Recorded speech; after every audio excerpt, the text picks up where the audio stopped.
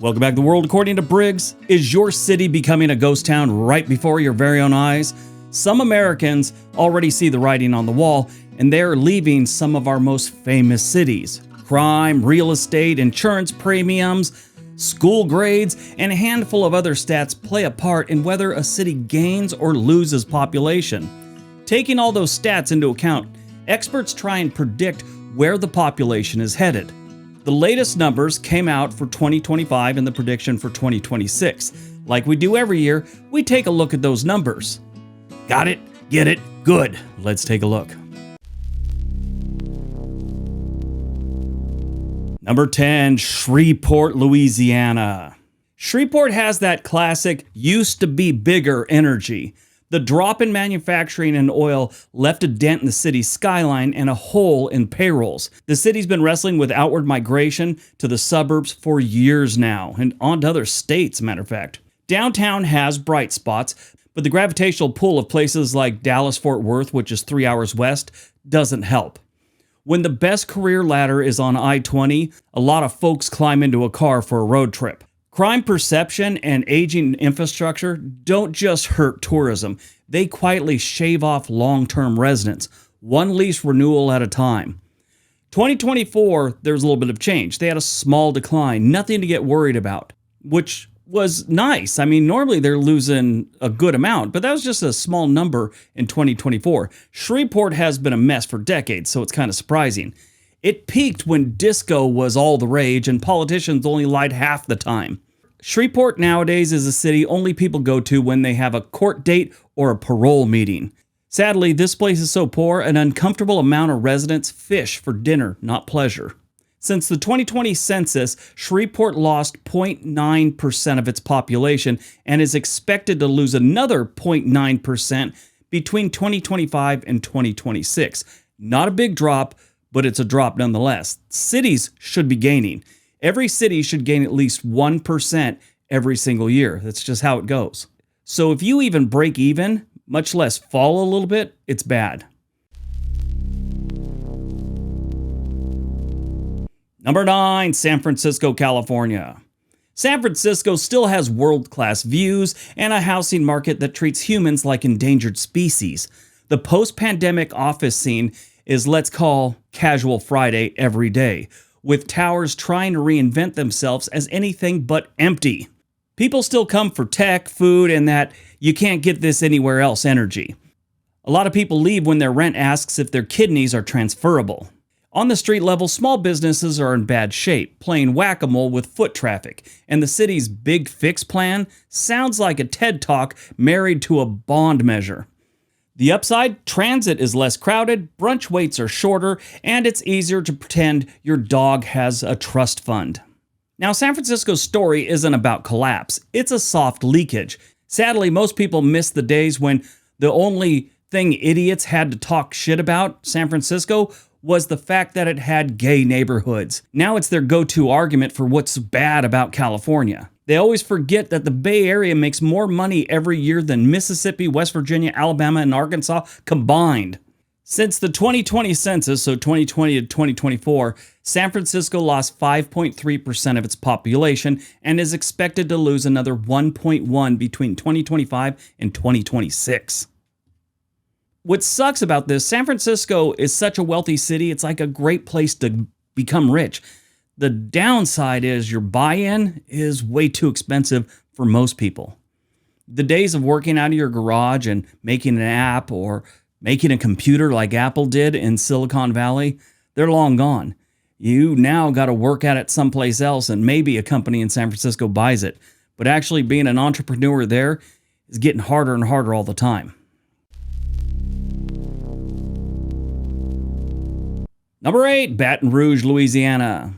Baton Rouge has stable anchors, state government and LSU, but that doesn't inoculate it against churn. High insurance costs, storm anxiety, suburban growth, and crime siphon off would-be city households every single day. For a long time, Baton Rouge was the kind of place you moved to when you had get shot by a gang member for no reason on your bucket list, because it could happen there. Now, downtown is better than it was a decade ago, yet a lot of new rooftops still pop up on the far side of the city line.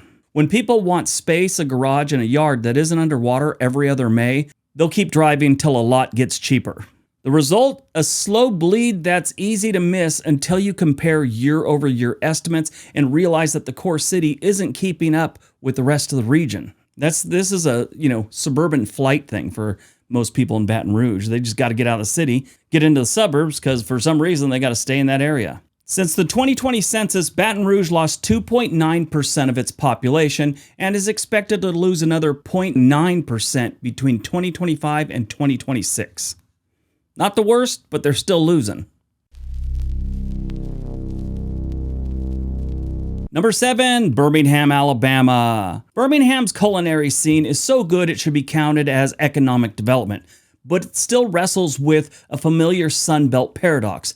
Plenty of regional growth, not always concentrated inside city limits. Why would you live in a city like Birmingham anyway? The steel industry left when Reagan was in office and I still had abs. The murder rate is always near the worst 10 in the country. When you look at the news and the stats, you start to think they actually want the city to fail. But if you want good barbecue and better mortgages, Birmingham still delivers that. And why are these houses so cheap?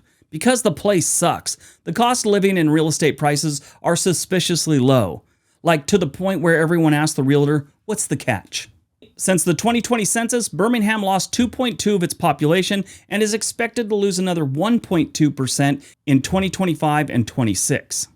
If you're wandering through any of these cities, you'll want to keep your head on a swivel. But online, the bad guys don't need eye contact. They've got keyboards and a lot of time. That's why I use today's sponsor, Surfshark VPN. It hides your IP, keeps you anonymous, and makes it a whole lot harder for hackers, creeps, and those 3-letter agency hall monitors that follow you around the internet. I use Surfshark when I travel, at airports, hotels, coffee shops. Public Wi-Fi is basically a buffet for data thieves. Surfshark puts a lid on your plate. They got a 30-day money-back guarantee, so you got nothing to lose. If it's not for you, you get your money back. Simple. Surfshark runs over 3,200 servers in over 100 locations, which means you can look like you're in Canada, Italy, or somewhere with fewer HOA rules, all from your couch. Sites blocked in your country? Swap servers. Want to watch shows that mysteriously vanish in your region? Same fix. Lock down your privacy today with Surfshark. Go to surfshark.com/Briggs and use code Briggs for an extra 4 months free. Stay safe out there, both on the streets and on the screen. Now back to the video. Number 6, Chicago, Illinois. You know, the right's third favorite punching bag. There's San Francisco, Portland, Oregon, Chicago. Any conversation about anything negative online and someone that's heavy into the right and politics and all that will bring up Chicago, Portland, or San Francisco. It's just weird. They can't stop. After a rough early 2000s slide, the city flipped to growth in 2023 and 2024. Credit a surge in international migration, continued loop residential conversion, and a job base that's broad enough to keep newcomers and boomerang Chicagoans alike. The skyline didn't move, but the headcount did go up a little after losing in 2021 and 2022. Flash forward to 2025 and 2026, and they appear to be back in their losing ways. Now, one of the reasons a lot of these cities aren't losing and some of the prices are ticking down, all those office buildings that companies don't really need anymore because a majority of their population or majority of their employees are working from home, well, they're turning that into a mix of residential and retail now. So that's a good idea. I mean, we really don't need offices like we did at one point, and these developers are finding new ways to make it happen. If you got a building, you got to get renters in there. It doesn't have to be a business. Convert it into a house and away you go. Chicago's a great city I love to visit. That doesn't mean everything is rosy. No, not at all. Affordability is still high in plenty of neighborhoods. Downtown retail is still finding its sea legs. Crime is really bad in some areas, and winter still does what winter does. But the fundamentals, global air hub, diversified economy, massive higher education, and healthcare footprint give the city a ballast while it figures out what the next chapter is going to look like. When spring shows up for its 48-hour cameo, the lakefront looks like a recruitment poster. So what are they doing to lure people back to the city or at least slow the outbound migration? Keep the Loop's office to residential pipeline humming. I mean, it's doing pretty good right now. They just need to keep it going. expand truly middle-income housing outside the core, and make "I might try Austin" sound like a phrase people grow out of. Since the 2020 census, Chicago lost 0.9% of its population, and they're expected to lose another 1.2% between 2025 and 2026. Number 5, New Orleans, Louisiana. New Orleans remains America's most musical heartbreak. Brass bands, baguettes, and a housing insurance combo that makes landlords cry into their gumbo. Climate risk and homeowners insurance sticker shock are basically the city's unofficial welcome packet. And out-migration is still doing its thing. Of course, crime is a major factor in the flood of people leaving New Orleans, and it's sad. Poverty is high, and that usually goes hand in hand with crime. They always seem to be on the wrong side of newsworthy headlines. You read things like, "Man chokes other man with beads," "Stripper steals man's wallet," and "Phone calls his wife from jail." So yes, New Orleans is still a magical city. It's also a place where long-term residents can recite their flood deductible from memory. Since the 2020 census, New Orleans lost 5.5% of its population and is expected to lose another 1.4% in 2025 and 2026. Number 4, Youngstown, Ohio. Youngstown's comeback stories are real. Tech incubator, YSU, downtown rehab, but the long shadow of deindustrialization still shapes the map. When the regional job ladder tops out early, people hop to Columbus, Pittsburgh, or beyond. Housing is cheap, which helps retention, but it also makes it easy to leave. Selling and starting over doesn't require Silicon Valley money in this part of the country. Youngstown's one of those places that nobody ever really thinks about. I mean, it's affordable, and it had its day in the sun when manufacturing and production were big in this part of the country. But like so many other Rust Belt cities, its decline it's just never ending. It's just been a slow downward spiral for a lot of these cities, and they do things to reinvent themselves. But it's like every time they get things going, something else gets in their way. Youngstown lost 1.6% of its population in the 2020 census and is expected to lose another 1.6 between 2025 and 2026.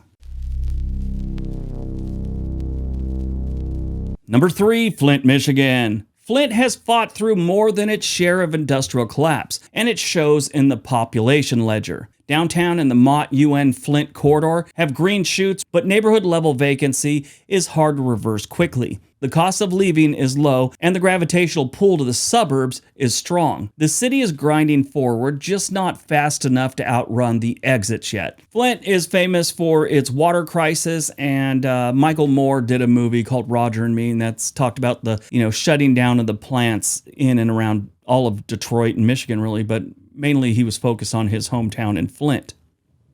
And it's a pretty good documentary. It's dated. I mean, I think it's late 80s. But it's still a pretty good documentary for a guy. I think he put it together for a couple $1,000. Interesting movie that a lot of that will kind of give you the history of what happened in Flint and Detroit and some other cities in Michigan when the car industry decided the boom was over. Since the 2020 census, Flint lost 1.9% of its population and is expected to lose another 1.8 between 2025 and 26. Number 2, St. Louis, Missouri. If population loss had a case study, St. Louis would get its own chapter. The independent city setup means when someone moves to St. Louis County or St. Charles, the metro holds the person, but the city's odometer rolls backwards. So it's really weird. Jobs have disappeared, schools are uneven, and decades of fragmented local government make coordinated fixes slow at best. There's real momentum in certain neighborhoods, don't get me wrong, but it hasn't overcome the long run of outflow yet. It appears St. Louis has never seen a bad stat they haven't wanted to hold on to for a while. They have tried to fix a lot of issues over the last decade, but they're a little more stubborn than most of the residents want to admit. St. Louis is a great city, and if you look at the history of this place, it's amazing. I mean, that's where everyone came through on their way out west, They crossed the river there and started their journey west, and St. Louis was like one of the last big cities for a long time that they would see. Big city at the time meant they had like 20 buildings, that was it. But yeah, it's a very much a historical city, and not a lot of people realize that, I don't think. When you think history, you think Boston, New York City, places like that. You don't really think St. Louis has a lot of history, but it does. Since the 2020 census, St. Louis lost 7.3% of its population and is expected to lose another 2.3% between 2025 and 2026.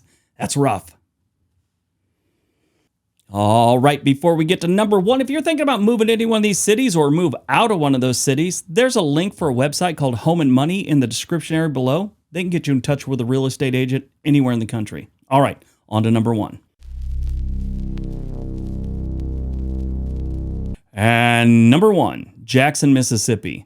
Jackson these days is becoming the new Detroit. For the longest time making these videos, if it was a list of suckage, Detroit was at the top of that list. Detroit, for the most part, is fallen out of the top 10 on a lot of different categories these days. I could find a few things where, they're still going to be in the top 10, but it's not like it once was.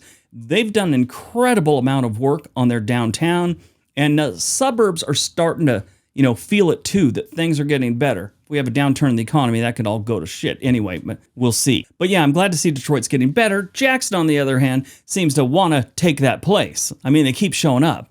But anyway, Jackson's residents can do a lot. They could stretch a dollar, they could cook like legends, and they could survive boil water notices with alarming grace. But they can't individually engineer a 21st century water system or conjure a new tax base out of thin air. Add decades of suburban flight, and you get a city that keeps having to MacGyver its way through hardcore infrastructure projects. Crime, political crossfire with the state, and an aging housing stock nudge movers towards the suburbs. Meanwhile, the people who stay are the ones that keep the civic lights on. Teachers, nurses, small business owners, doing everyday hero work without a Marvel budget. But this city, they've got stubborn pride, real community, and a population chart that still points south. Since the 2020 census, Jackson lost 5.6% of its population and is expected to lose another 2.8% between 2025 and 2026. All right, that's today's video. Hope you guys enjoyed it. Hope you got some information out of it. Now go out, have a great day, be nice to each other.